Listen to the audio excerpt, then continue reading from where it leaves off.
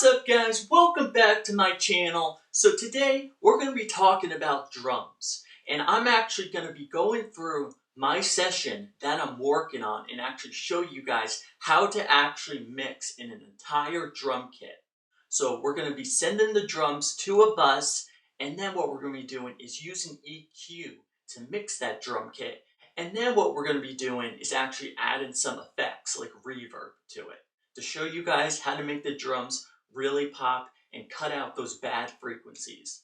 So that's what we're going to be doing today in this video. I hope you enjoyed it. And guys, if you haven't yet, make sure you hit that subscribe button, make it turn gray, smash that like button, and turn on notifications so you guys do not miss a post whenever I post a new video on Golden Productions. I hope you enjoyed this video today, and I'm really hoping that these tips are going to help you guys with your mixes.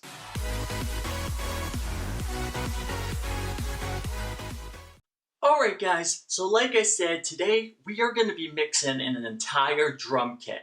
So what I want to do is this trick I'm about to show you actually is something you want to do after you mix individual drums on your drum tracks. So this is something that's going to help you bring your drums to the next level. So what I did is I already sent my entire drum tracks to a bus. That's the first thing you want to do. Now what we're going to be doing is we're going to open up an EQ, and I'm going to show you an EQ move, two EQ moves that can really help your mix come to life, your drums.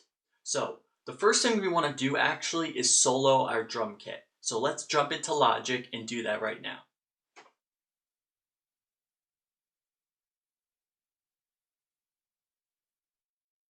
Okay, now remember, what I said in my last video is to never EQ in solo.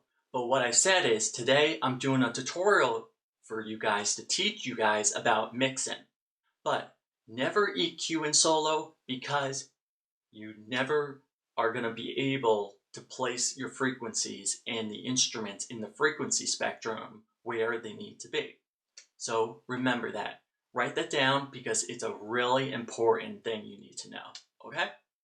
So now that I have my drums in solo, as you can see here, we have all of our drum tracks in red here.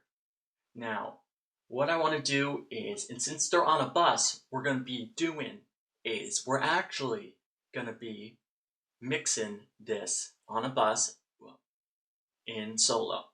So let's play the drum track, see how it sounds, and then we'll get into mixing.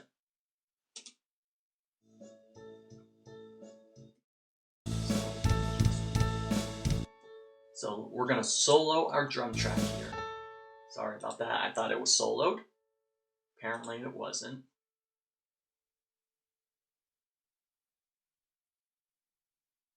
Okay, so now we're going to play our drums. Here we go.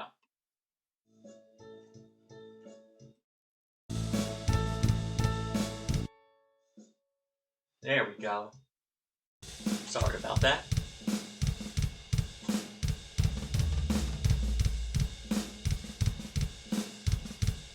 Alright, it sounds pretty good, but it could be better. So, as I said, we have our drums on a bus. So what we're going to do is open up our mixer now. So we have our mixer open here. So here is all of my drum tracks. So there's a lot of drum tracks, and my bus is right down here in red. So let's play it again. So as you can see, all of them are going to this one bus here. So what I want to do now is open up an EQ. And we're going to use the plugin that comes with Logic, the EQ.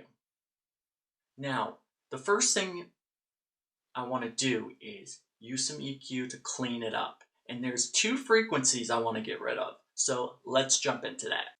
Okay, now that I have my EQ open, we're going to begin mixing. Now the first frequency range I want to focus on is the 200 to 350 range. So that is the mid-range. So we're going to go into the mid-range, and what we're going to do is just search around that area until we can find something that sounds bad. So let's jump into that. Here we go.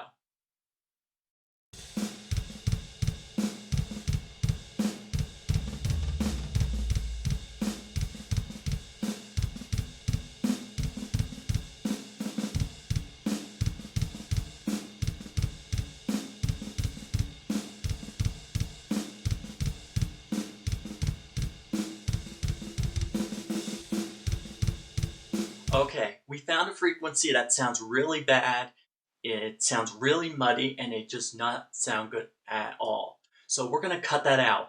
What it pretty much sounds like, it sounds really like honky and really muddy. And it's also given a little bit of an echo to the drums that I can hear. And I don't want that. I want my drums nice and tight.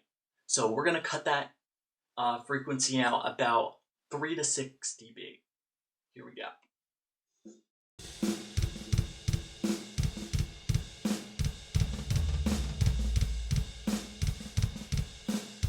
Okay, so I cut it out about 3 dB. So what we're going to do now is we're going to move into the next frequency. Here we go. Okay, the next frequency we're going to do is around 500 hertz to 600 hertz. Now, if you don't know about mixing drums that much, 500 hertz on drums is a really bad frequency. It sounds really muddy and it sounds really honky and it does not sound good on drums. So pretty much 500 hertz is actually the frequency that you always want to cut out on your drum tracks. You always want to get rid of that frequency between 500 and 600. Just get around, search around your EQ to find a frequency that does not sound good. So that's what we're going to do right now. Let's get into it.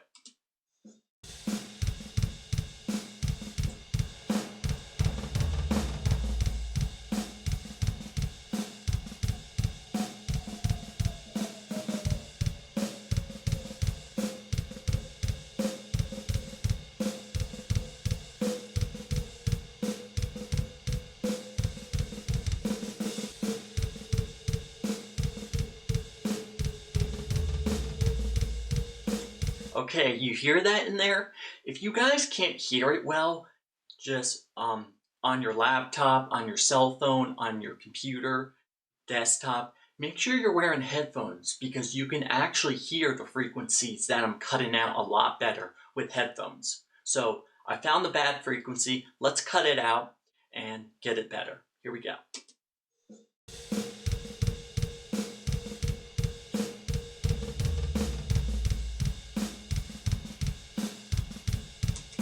Okay, so I cut that frequency out about 3 dB also. So let's jump into the next frequency. Here we go. Alright guys, the next frequency band we're going to talk about is a high pass filter. We're going to focus on the low end. Now you might be asking me, Ryan, why are you using a high pass filter on drums? Don't you want that low end like for your drums because you want it nice and punchy? Yes, I do want my drums punchy. But the thing about a high pass filter is you actually want to use it because you want to get rid of that rumble. Now, if you don't know where the rumble is on EQ, it's below 40 hertz or 20 hertz in that area. So you're not bringing your high pass filter all the way up to like 100 hertz. You're only bringing it up to like 40 or 20 hertz just to clean up that low end all the way down there, that rumble. So that's what we're going to do. I'll show you right now.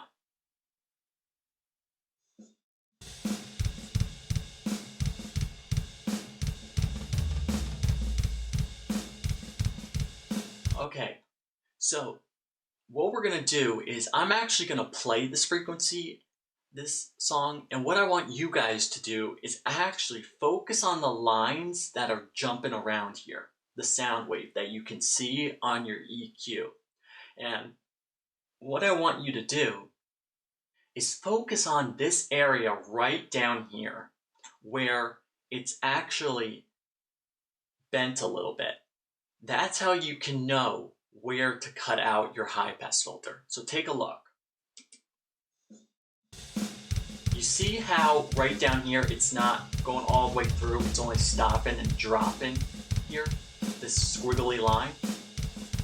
Well, what you want to do is, if that happens to be all the way up here, then you know where to put your high pass filter. Because all of that down there is just all rumble. You want to just get rid of it. It does not sound good. And it's going to make your mixes a whole lot cleaner. So I hope that tip helped you guys. Let's move on to the next one. Alright guys, the last tip I'm going to be showing you guys is actually in the high mids. Now, the reason I want to do that, the high mids, is because I want to brighten up my drums a little bit and bring the punch through. So, we're actually going to be using a high shelf, and I'll show you how to do that right now. Let's jump into it.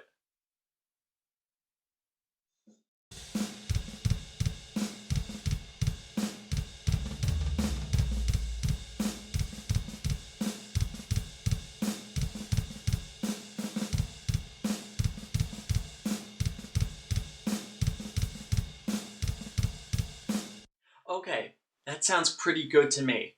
Now, the thing is, what I'm hearing actually is I'm hearing a lot of the cymbals coming through because I used a high shelf. So, what I want to do now is I'm actually going to be using another technique. Now, I said this was the last one, but I just thought of it, so what I'm going to do is show you this right now. What I want to do is, and since the cymbals are coming through a lot more, what we're going to do is control that a little bit. So we're going to use a low shelf, a low pass EQ. Alright? Just to control the cymbals a little bit. So let's do that right now.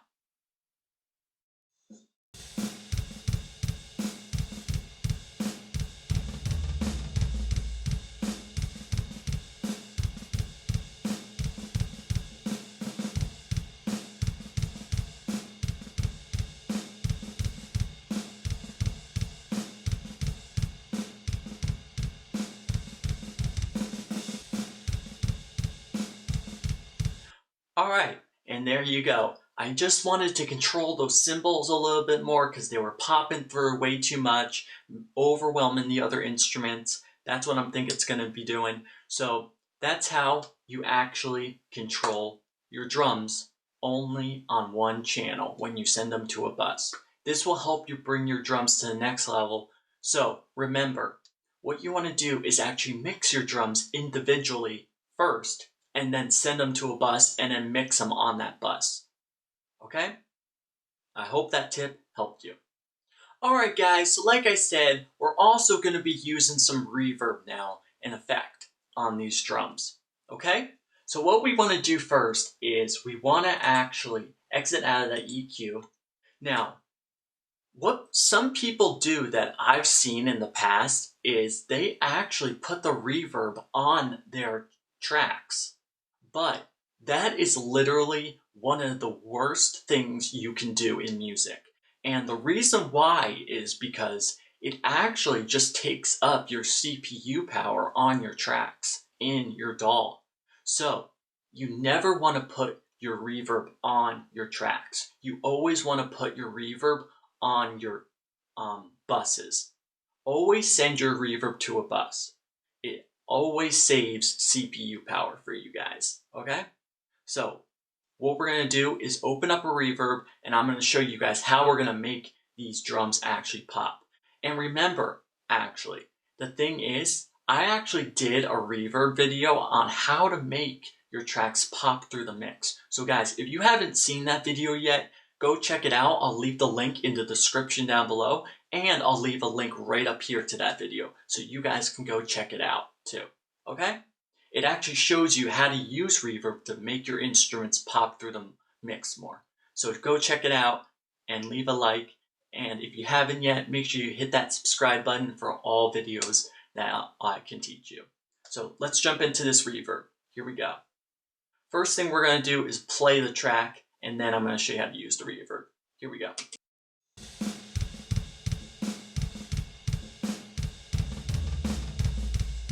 Alright, now what we're going to do is come over here and we're going to grab a reverb. Alright, so the reverb I want to use is one of my favorites that's in Logic, and it's called Space Designer. Now, if you haven't used Space Designer before, it's a fantastic reverb. It comes with so many presets. If you have Logic, try it out. It's amazing. So what I want is, I don't want the drums popping through too much because I don't want them to take over the entire other instruments. So we're only going to do it a little bit. So let's see what we can do here. Here we go. Alright, that sounds really like a lot of reverb. So what we're going to do is control that a little bit. And I'm going to show you how to do that right now, and then I'll explain what I did. Here we go.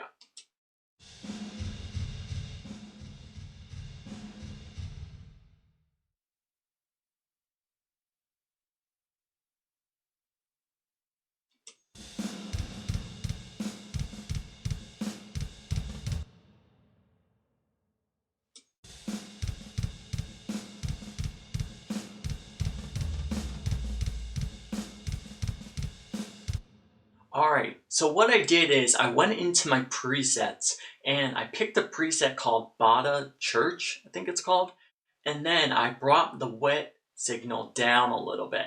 Now, if you don't know this about reverb, you always have to use a filter, an EQ filter on reverb, because if you don't, it's going to sound a lot muddy.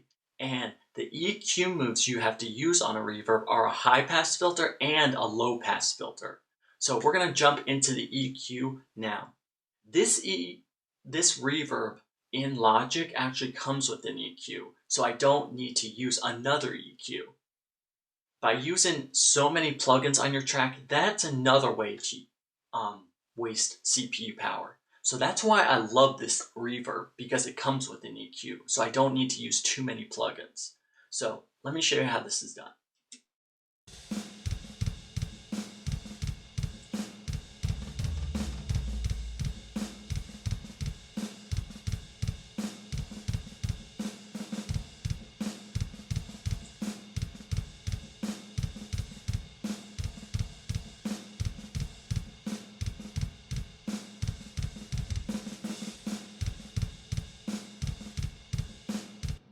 Alright, so by using the high pass filter and the low pass filter, what it's doing is it's just controlling the reverb a little bit so it doesn't take over the whole mix. So I hope this tip helped you guys today, and I hope all the tips helped you guys today. And if they did, make sure you give this video a thumbs up, and I hope you enjoyed it. Also guys, when this video is over, make sure you head over to social media. I'll put the social medias right here on the screen where you can follow me. Also, on my Instagram at Golden Productions, make sure you head over there when this video is over to follow me on there so you guys can actually get a heads up whenever I post a new video to Golden Productions on my channel. On Instagram, I post all of my thumbnails, I post videos and photos of stuff I do behind the scenes so you guys can actually see what videos are coming out. Also on Instagram, sometime down the road, I am going to be going live so you guys can see when I go live so you can actually chat with me. So make sure you keep an eye out for that. Alright guys, so if you enjoyed that video today, make sure you give this video a big thumbs up and leave a comment down below because I can't wait to hear what you guys have to say. I just want you guys to know that I love reading your comments. You guys are awesome. You always say amazing things. I love you guys. You guys are totally awesome and you mean so much to me. I mean, without you guys, I would not be able to be where I am today without you guys, because you guys have totally changed my life. You're amazing, and I'm happy to have you guys be in this musical journey with me. Thank you guys so much from the bottom of my heart. You guys are awesome. Alright, and I can't wait to see you guys in the next video. See you guys then.